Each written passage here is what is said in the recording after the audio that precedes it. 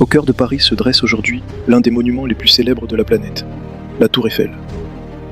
Pourtant peu de gens savent que ce symbole de la France a failli ne jamais exister, et qu'elle devait même être détruite quelques années après sa construction. L'histoire de la Tour Eiffel commence dans les années 1880. La France prépare alors la grande exposition universelle de 1889. Organisée pour célébrer le centenaire de la Révolution française, le gouvernement souhaite impressionner le monde entier. Il voulait une construction spectaculaire qui démontrerait le savoir-faire industriel français. Un concours est lancé pour imaginer un monument gigantesque.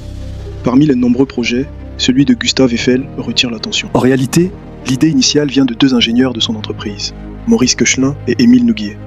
Mais Eiffel décide de soutenir le projet et d'y associer son nom. Le plan est audacieux. Construire une tour métallique de plus de 300 mètres de haut. À l'époque, cela paraît presque impossible. Beaucoup pensent que la structure s'effondrera sous son propre poids ou sous l'effet du vent. Les travaux débutent en janvier 1887. Plus de 18 000 pièces métalliques sont fabriquées en usine, puis assemblées sur place. Environ 2,5 millions de rivets sont utilisés pour maintenir l'ensemble. Malgré des moyens limités de l'époque, le chantier avance rapidement grâce à une organisation rigoureuse. La construction attire l'attention, mais certains détestent le projet.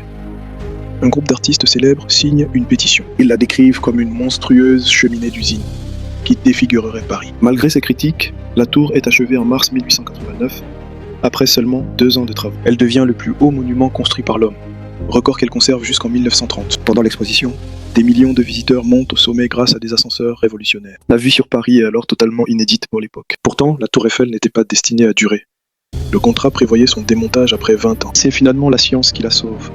Elle devient un support idéal pour la télégraphie sans fil. Les antennes permettent des communications sur de longues distances, un intérêt stratégique pour l'armée. Durant la Première Guerre mondiale, les transmissions jouent un rôle important dans les opérations militaires. Au fil des décennies, elle devient également un centre majeur pour la diffusion de la radio, puis de la télévision. Lors de l'occupation, les câbles des ascenseurs furent coupés, obligeant les soldats à monter les escaliers. Après la guerre, elle devient progressivement le symbole incontestable de Paris et de la France. Elle est aujourd'hui l'un des monuments payants les plus visités au monde. Avec ses antennes actuelles, elle atteint environ 330 mètres de hauteur et continue de fasciner. Ce qui devait être temporaire est devenu un symbole universel du génie de l'ingénierie moderne. La Tour Eiffel, le cœur éternel de la ville lumière.